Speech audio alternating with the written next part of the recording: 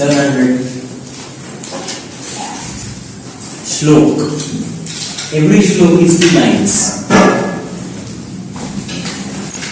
It's difficult to give the meaning and details of each shloka. So we will stick to overview of each chapter. In Bhagavad Gita there are 18 chapters, 1/8. All the chapters are called different types of yoga. Different types of yoga. The first one, Arjuna Vishada Yoga. I discussed it with you. Second chapter is named as Sankhya Yoga. Sankhya Yoga. Sankhya is knowledge here. Sankhya is also numbers, sequence numbers. But here, Sankhya means knowledge. The third is Karma Yoga, third chapter. Name of the third chapter. I'm not going to tell you all the names, but I'm just telling you that every chapter is a different type of yoga. So there are 18 different types of yoga mentioned in Bhagavad Gita. We discussed on the first day that what is the state of mind of Arjuna, and now you can relate to him with the story. The Arjuna who is raised by his grandfather Bhishma, taught by his guru Dronacharya. So he is very attached, emotionally very attached to these people. It was Bhishma who always stood there for them through their childhood, all these kids, who taught them, who loved them. Dronacharya, who gave Arjuna all his knowledge that he had. The story that yesterday I was talking to you about, that Arjuna and his brothers. First is Yudhishthir, second is Bhim, third is Arjuna, and Nakul Sahadeva, and Kauravas. First is Duryodhana, second is Dushasana. But anyway, so when they were in the school, like they were learning from Dronacharya, it was an ashram. It is called Gurukul. So they stayed at Dronacharya's ashram and they learned.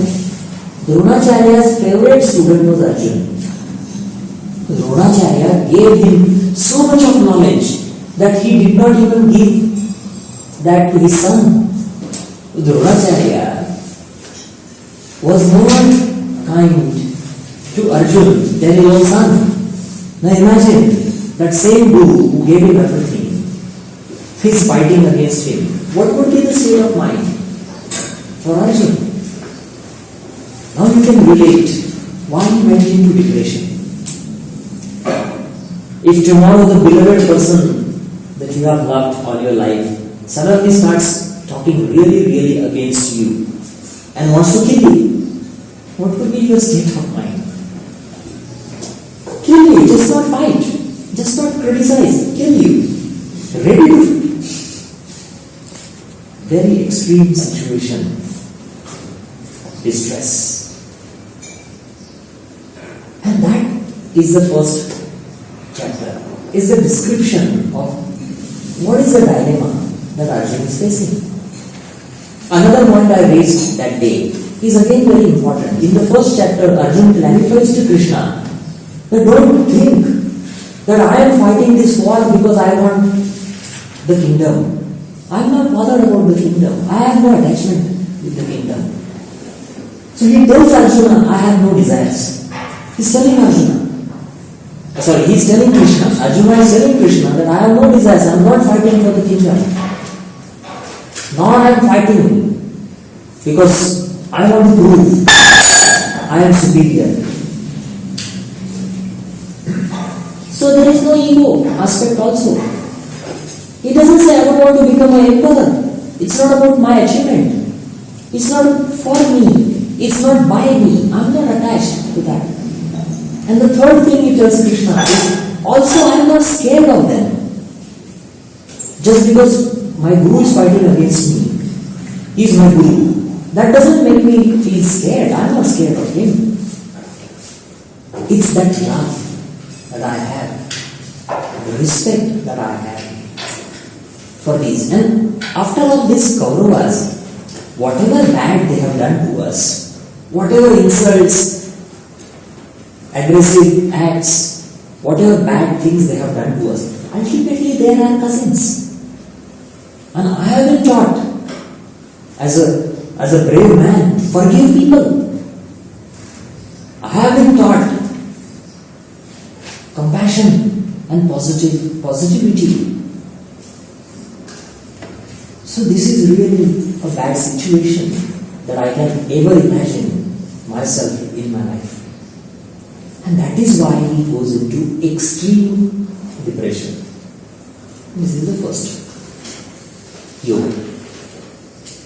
What have you taken from this? The most important point is he is really not in favor of killing. He don't want his grandfather to be a dead man. He don't want to see any of his cousins to be dead. He doesn't want to see the people in his army to be dead. He is not scared for his own death, but he doesn't want to see any one of them dead. So death makes him go on a back.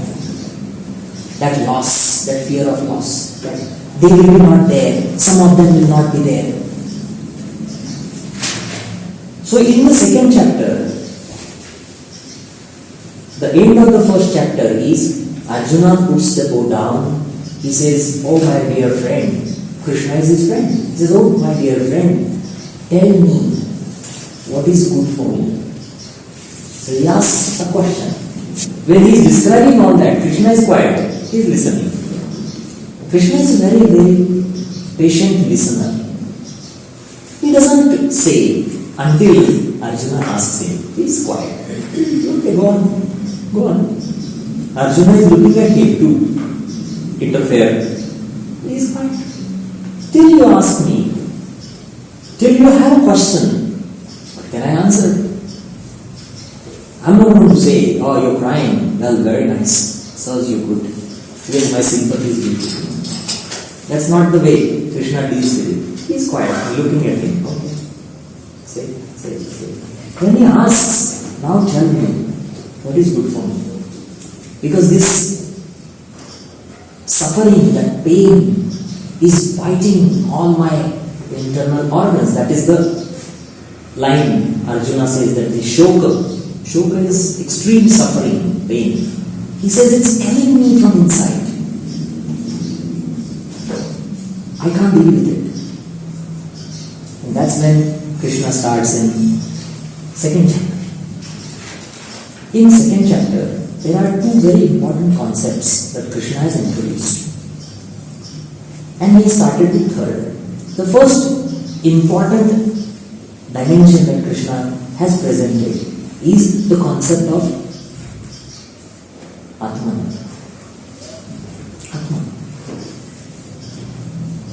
So he is telling Arjuna, who are you?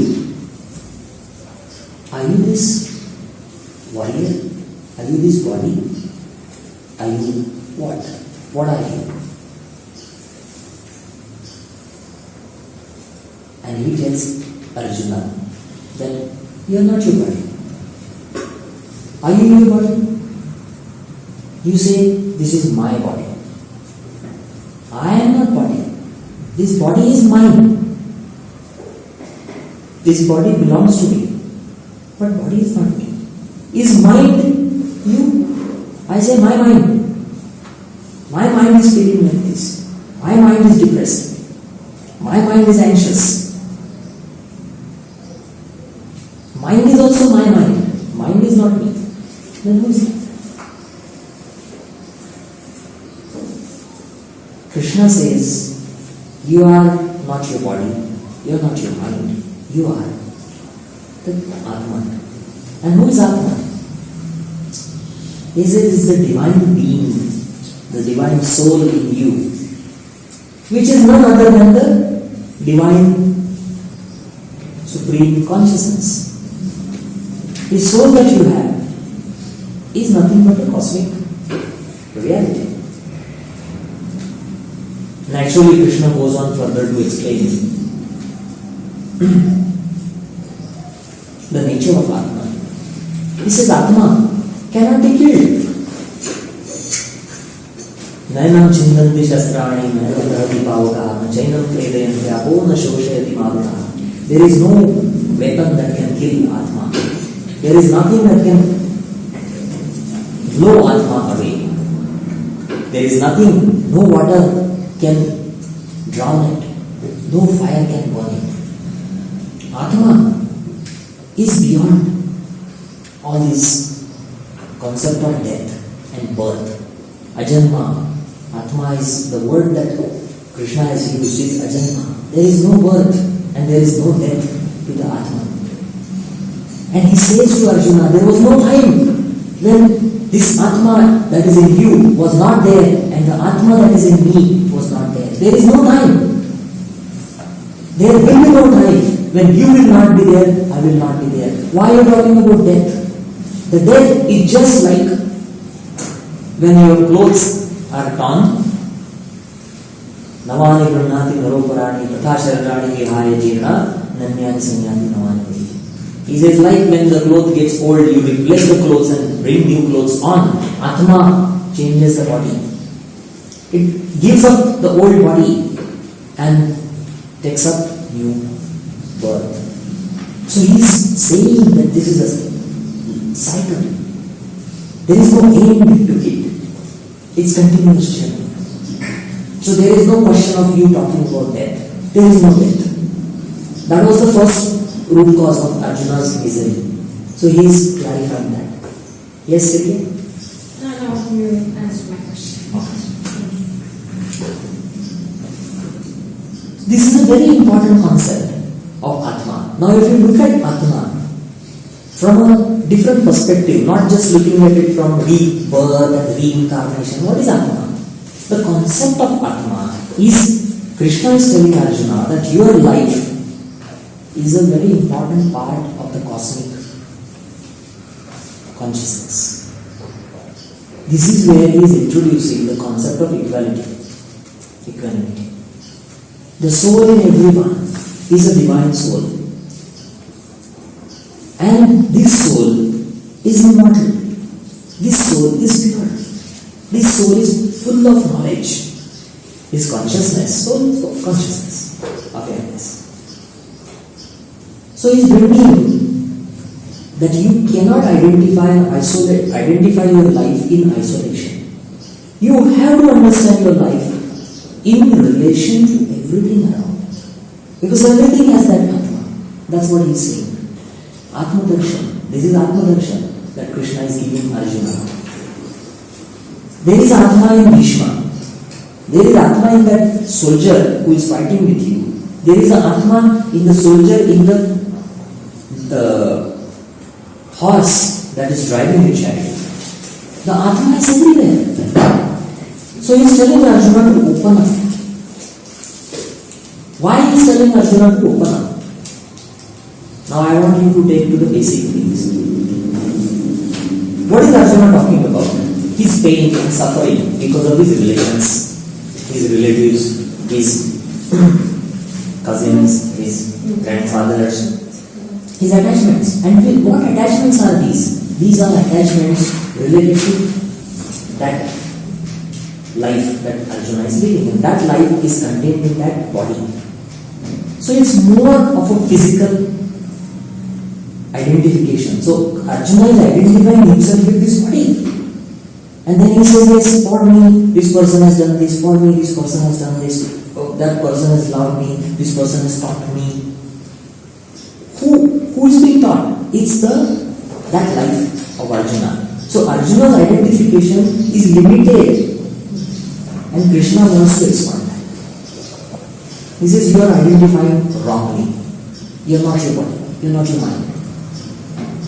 So this life that you are talking about is just one brick in the infinite wall that you will be living. Or it's a one small spike in the eternal time. Swami Niranjan said this concept, like plot a time graph, from the beginning of the time to the end of the time. How long will that be graph? How long? Billions and billions of years? People don't know. Scientists don't know. Nowadays they started saying that the Big Bang may have happened more than one time. Big Bang may have happened more than one time. If Big Bang has happened more than one time, it means big crunch has happened. If big crunch has happened, everything has gone down. Again it has come up. That's exactly what is mentioned in one of 3 chapters. First is second chapter he has mentioned. Krishna has mentioned Avyakta-dini Bhutani Vyakta Madhyani Bharata. He says the cosmic spirit. When Arjuna is asking him about Atma, the nature of Atma, the connection of Atma with the cosmic, he is saying that it is the divine cosmic consciousness which creates this universe and then it takes it back again. So the universe is created and it's gone again. Avyakta, unmanifest. It's manifested and then the cosmic consciousness makes it again unmanifest. You know the black hole idea? Black hole? Yeah. The stars, then they fall into their own gravity and make a black hole. And then from that black hole again, there's a creation. Anyway, it will be diversion. So Atma is a concept that Krishna has introduced. Do you have any questions with Atma? It's a little new concept to you. It's a new idea. It's something that probably many of you will not try and believe and understand. So if you have questions, let's have some discussion. I don't have a question, but my understanding of Atma is energy, basically, and there is no beginning nor the end of energy. It's a Atma is consciousness. Energy is a manifestation. That's what Krishna says. He calls it Parabrahma, the cosmic consciousness. Having Paraprakriti and Aparaprakriti, 2 types of energy manifestations. Paraprakriti is you can compare Para with Shakti, the unseen energy. Energy, not consciousness. And Aparaprakriti is the manifested world, manifested universe that we see. So Krishna.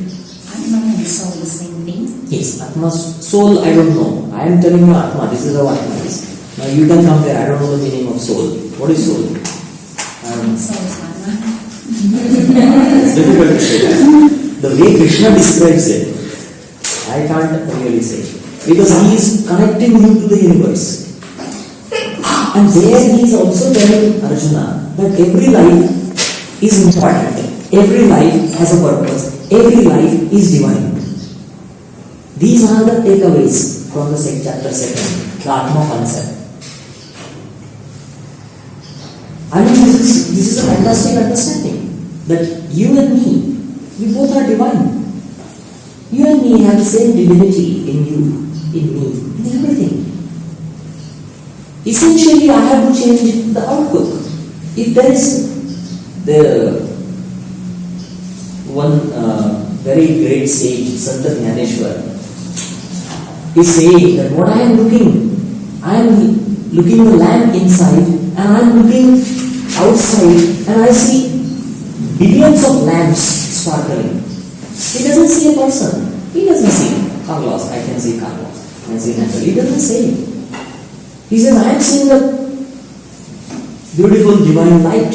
I am seeing the beautiful divine light. This is the manifestation on practical level of what Krishna is saying. Anyway. Can I just say something maybe to make this clearer? Like it was said to me, an experience to me, like what's Atman. It's like the witness we have inside, so the consciousness. It's possible to experience it like the simple meditation, kind of like closing your eyes and just trying to observe a point. And the one who observes, not the thoughts and the emotions are coming. The one that really observes, and when you really know that you are observing, this is Atman. Yes, you can say that. You can say it's 1% of your Atman. Yeah, okay. But this is like a point that you can get Atman, correct. to start to Correct. try to understand. Correct. Very correct. The real Atman is difficult to get the feel because the real Atman is surrounded in Patanjali's terms by vrittis, samskaras. It's being wrapped around. The soul is being wrapped by conditionings in layman's terms. Once you remove those conditionings also include your identification with your body. So the extreme state of experience, the highest state of experience of Atman would be beyond words, because words are also a conditioned way. It's also conditioning. It's a little tricky, but what you said, you can say it's very small tip of the same art. The energy that you said just now, is that only one kind of energy? That Yes. Okay. It's one energy. Oneness of that energy. The second interesting concept that Krishna introduces after talking about Atma, he says, if your life becomes centered around Atma, when you are looking everywhere or inside, as you are part of the divine, as everything around you is a part of divine, the next state that comes to you is Sthita Prajna. Sthita Prajna. Sthita Prajna is a very important term used in second chapter. Sthita is stable.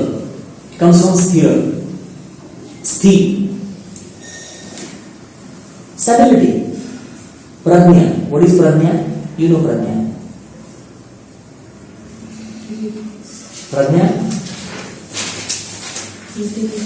Intelligence. You did not Patanjali Yoga Sutras? Yoga Sutras you did it? Yes. You forgot. I'm going to give you assignment today. Stable intelligence, but higher intelligence. That is a complete stability. And this is the same chapter of Bhagavad Gita where Krishna defines yoga. Krishna has defined yoga in the second chapter of Bhagavad Gita. What is the definition of yoga in Bhagavad Gita?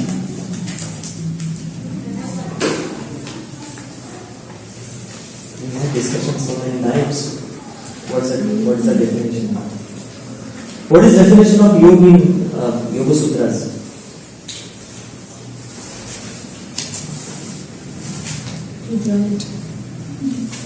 What is the definition in Yoga Sutras? The union between Atman and Brahman. In Yoga Sutras, how Patanjali defines yoga?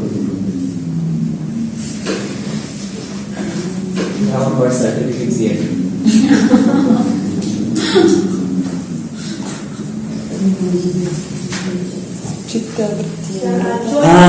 Yes, one person finally.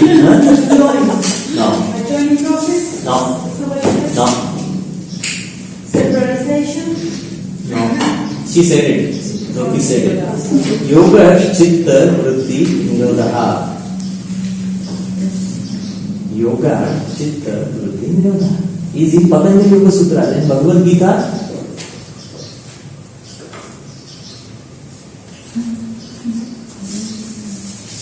Samatvam yoga uchyate. Samatvam is yoga. What is samatvam?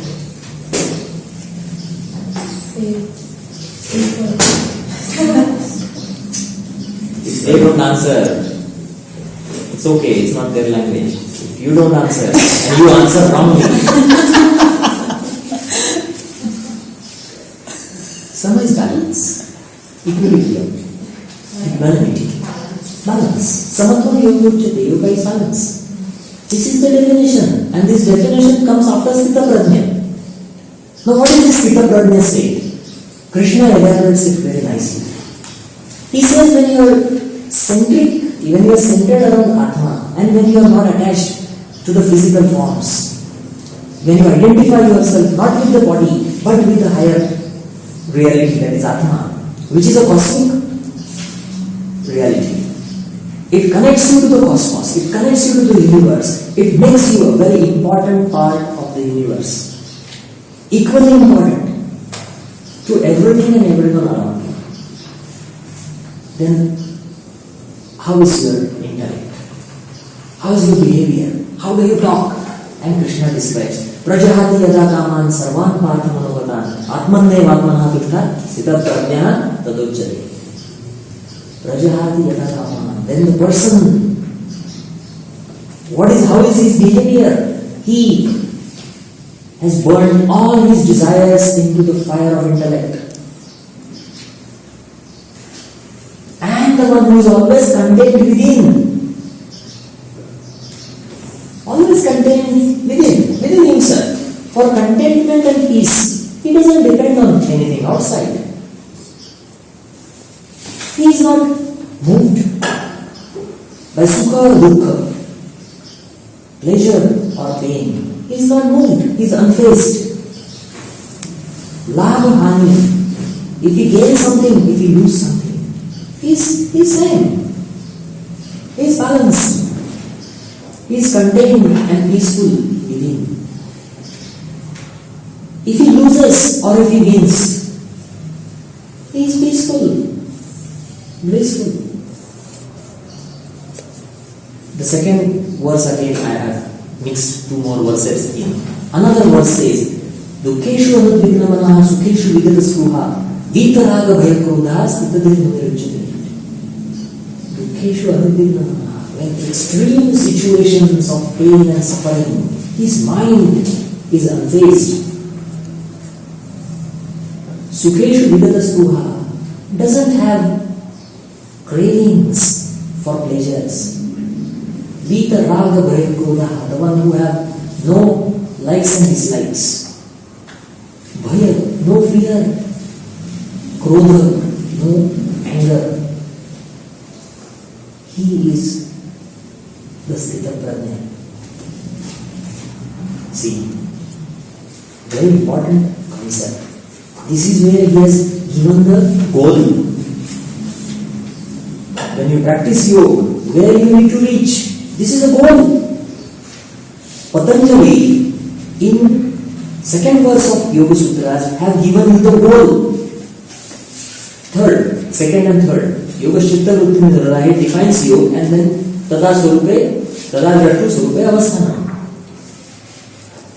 Goal, this is the achievement. Here we need to walk, here we need to reach. And this state is very important for us to understand. Sthita Prajna, the state of Sthita Prajna. I gave you few important points that I'll repeat again.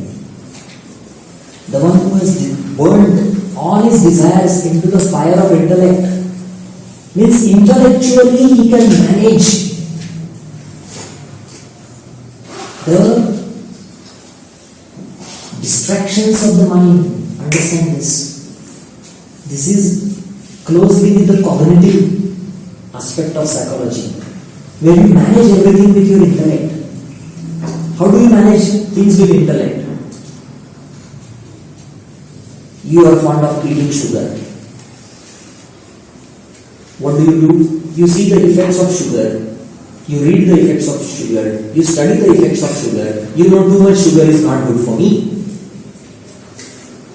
So what do? With intellect, you control your behavior. With intellect you say, sugar, sorry, thank you. You understand my point? This is what he means, into the fire of intellect. That is by intellectual effort. You are managing. This is where the clarification is there. This is not suppression. What is suppression? When you have anger, intellect is not taking part. On intellectual level, thoughts work. After thoughts, the next reaction is emotions. And the next reaction is action. When you have anger, how it starts? Thought. A thought. Followed by emotion. Sudden emotion comes up. I don't like this guy. I want to punch him in the face. It's a thought. Then I attach my emotional energy to that. And then I have adrenaline pumping. Then I have muscles getting alert. And then action is I really go and punch. This is how the process is. It's a standard process. Thought, emotion, action. When there is an emotion and when you stop, that is called separation. Like my adrenaline is pumping. I want to hit, but forcefully I am stopping myself because it will look really odd. Or some religious teacher has told me not to express my anger. So I like, this is separation. Krishna is not talking about separation. He's telling you to manage at intellectual level, higher level, where emotional reaction is not there.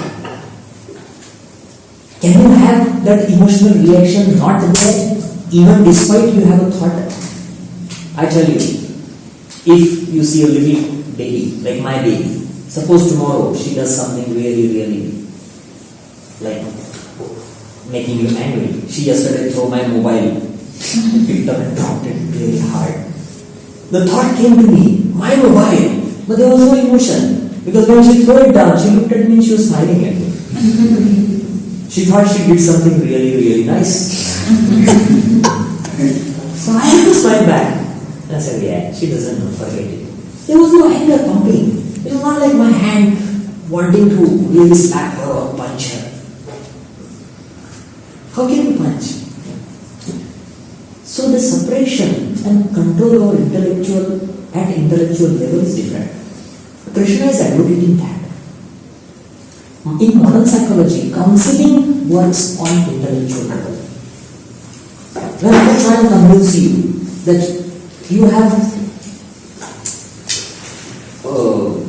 eating disorder, so I try and tell you, intellectually, see yourself, understand yourself, why you are doing it. When you are weak, if you are feeling weak, do this, it can balance without any emotional reaction. Because once the emotional reaction comes, people can't control. Can you control emotional reactions? And if you control it, it becomes separation and it becomes harmful for you next day. So this is a very core part of this word Sthita Prajna, where Krishna is advocating control on intellectual level. Prajna. Then he is telling you, when there is a pain and suffering, have peace and contentment. Is it possible? My question to you. If there is a condition of extreme pain and suffering, is it possible? It's possible only if you are looking at Atma as yourself. If you are looking at your body as yourself, if you are looking at your emotions as yourself, if you are looking at your mind as yourself, you can never have this. If I think my body is mine, then someone snatching chocolate away from me, it's a misery and pain for me. How can I not get depressed? I have money. Because I am attaching my mind and my sensual desires with money. So I am happy that I have money. I can go and buy this, buy that, and then I am going to be happy. So my attachment is with that sense pleasure that I am seeing. So now I lose money. It's going to make me sad. Because I have attachment with the sensory organs. Why? Because I identify myself with my body.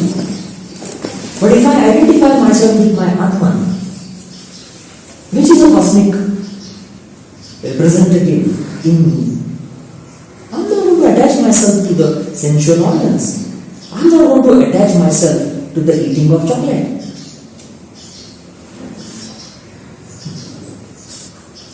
Yoga masters can renounce things very easily. How can a person become a monk? Krishna says, if you are Atma-centric, you are a Nitya Sannyasi. Nitya is continuous. You are in the continuous state of renunciation. You are a monk. But for that you have to change your perspective. I am still thinking of how to make my body like this, like that. You do it. But don't have attachment with that. Because your reality is not your body. Your reality is your Atma. You form relationships. You do your work. You live your life. But don't live your life by thinking that my body, my mind is me.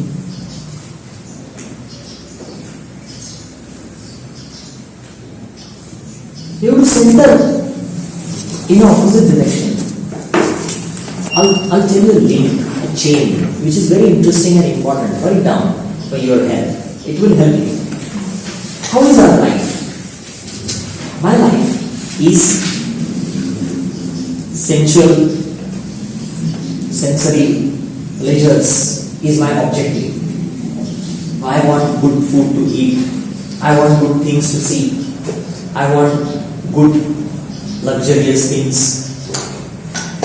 So what I am doing is I am thinking that my aim and objective of my life is to fulfill my senses. So sensory organs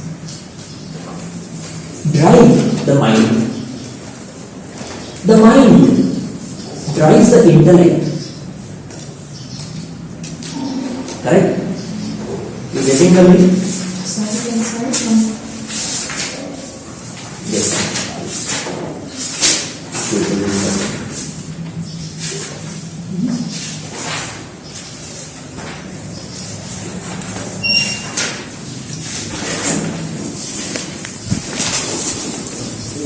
The horses and the carriage and the driver. That's another one, another example, but that's in Kathopanishad.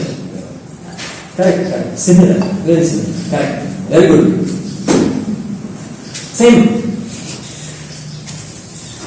So the life centered around senses drives the mind. The mind tells the intellect. So what is happening in our life? The definition of success that we have is I need to do something really radical so that I introduce a new concept, a new product, a new service in the world which will take the world by storm. And then what will happen? I'll be a billionaire. I'll make billions. Yoga? Let's have some fantastic idea. Hot yoga. I'll make billions. It's all driven by money. Why money? Because money is an instrument to fulfill your sensual pleasures. Money is not powerful. Sensual pleasures are the masters which rule our life. So the journey is sensory organs, mind, intellect, and then Atma. Krishna says reverse this journey. The first is Atma. For Atma, use your intellect. The intellect drives the mind for Atma. And intellect, which is driving the mind in turn is controlling the sense organs for Atma. This is a reverse journey. So first you can call material life, the second you can call spiritual life. I am making it simple for you. Material life. What is material life? Sensory organs, mind, intellect, Atma. Driving forces. Spiritual life. Atma. And what is Atma? Cosmic unity. Oneness with the cosmos. Don't believe in spirits. Don't believe in souls. Don't believe in reincarnation. Don't believe in rebirth. The concept of Atma is your identification with universe.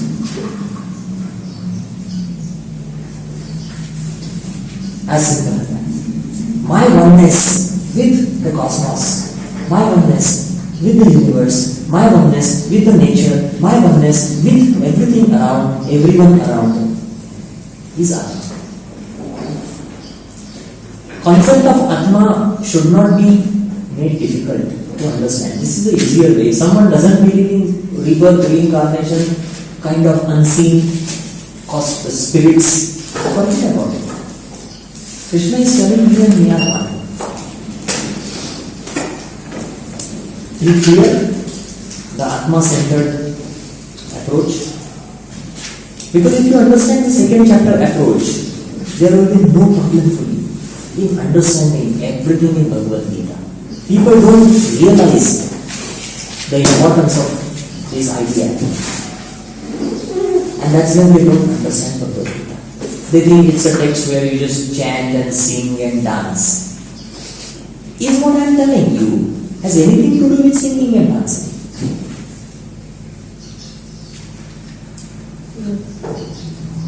See, this is a complete revolutionary approach to life. Yes? In the spiritual life, the mind is controlled by the intellect? Yes.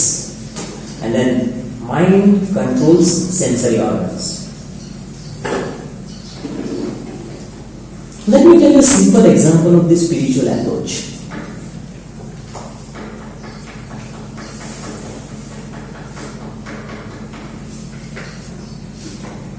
There is none of us. Simple example. Eating food. Eating food. What is Atma dimension in eating food? You need food because you need to sustain your body. Why you need to sustain your body?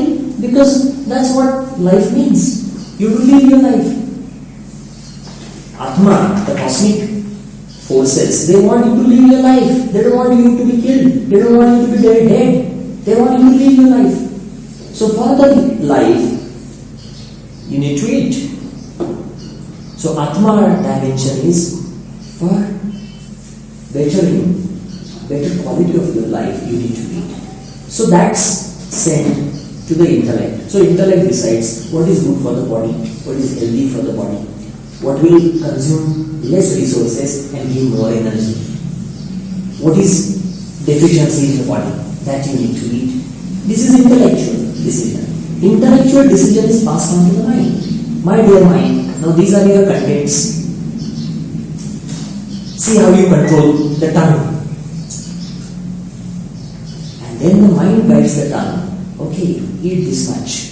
The sensory organs complain. They say, yeah, this food is good for body, but it's not good for me. I don't like it. It's too plain, it's too, yeah.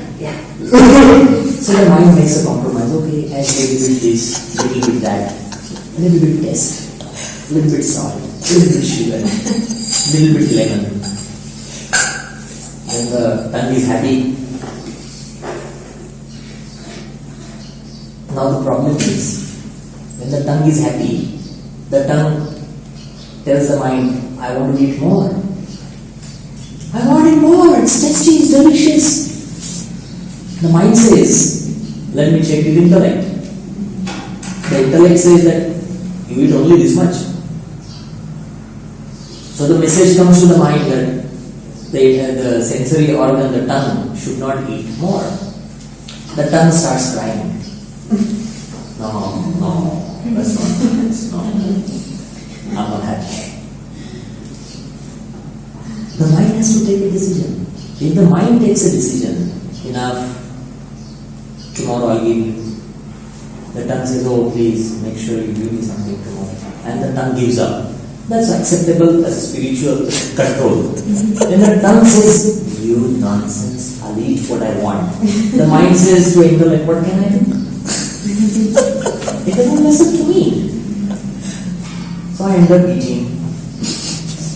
To an extent where if I open my mouth and put my finger, I can touch the food. It's here. Till here. Oh my God. Sweet chapati. I liked it. That's material life. Sweet chapati. Okay. One. Enough. Spiritual life. You understand? This applies everywhere. Everywhere, in every aspect of your life. The spiritual journey is a journey that is supporting the life. And a material journey is a journey which is destroying the life. So spiritual life is heaven and material life is hell. That's exactly what Bhagavad Gita has talked about. Only. That's why he says Kama and Krodha are the doors of hell. Kama, Krodha and Lobha, the desire, the ego and the greed are the doors to hell.